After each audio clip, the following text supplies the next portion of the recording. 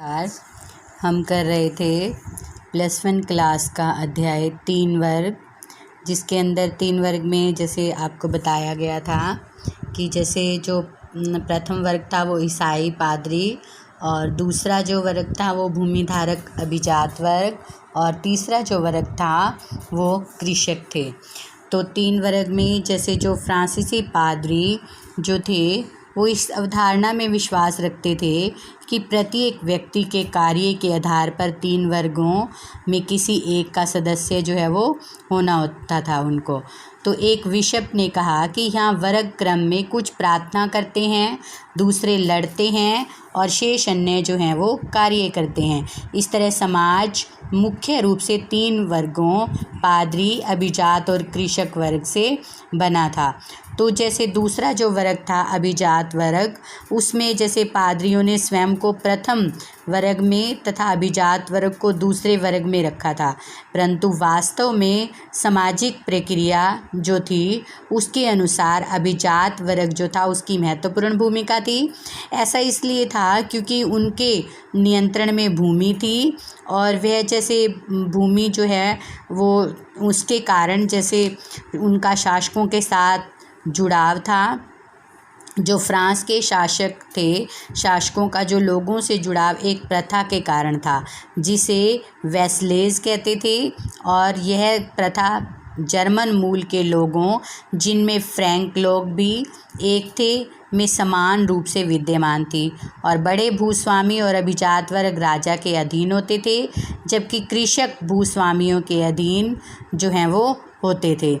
और अभिजात वर्ग जो है वो राजा को अपना स्वामी, और जिसका शाब्दिक अगर अर्थ देखें अंग्रेजी का तो ये मान लेता था कि वे आपस में जैसे जो वो वचनबद्ध होते थे।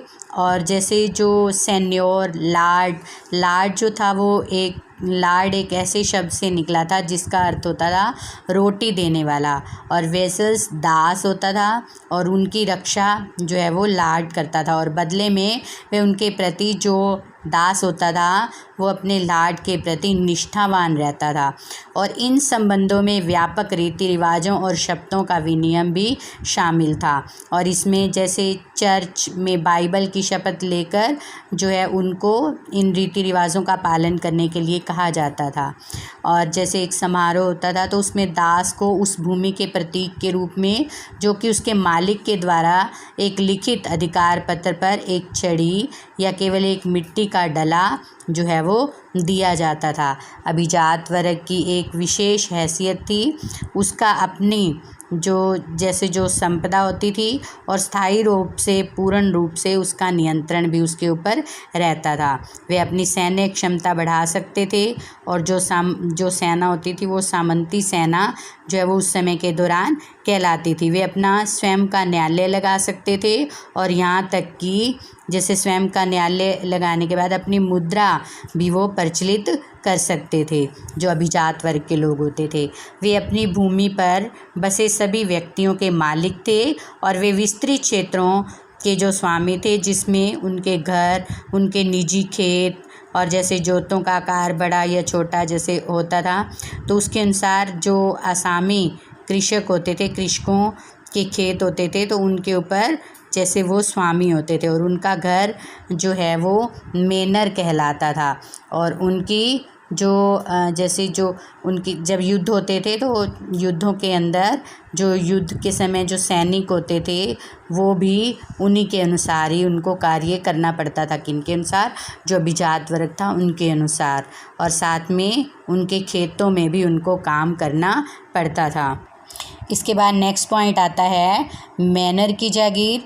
इसके अंदर जैसे लार्ड का अपना मैनर भवन होता था, वह गाँव पर नियंत्रण रखता था, और कुछ लार्ड अनेक गाँव के मालिक भी होते थे।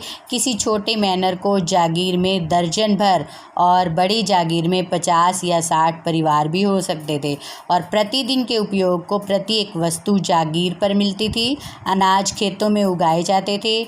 लोहार और बढ़ई जो होते थे वो लार्ड के औजारों की देखभाल तथा हथियार जो उनके होते थे उसकी उसकी मरम्मत करते थे, जबकि जो राजमिस्त्री होता था उनकी इमारतों की देखभाल करते थे।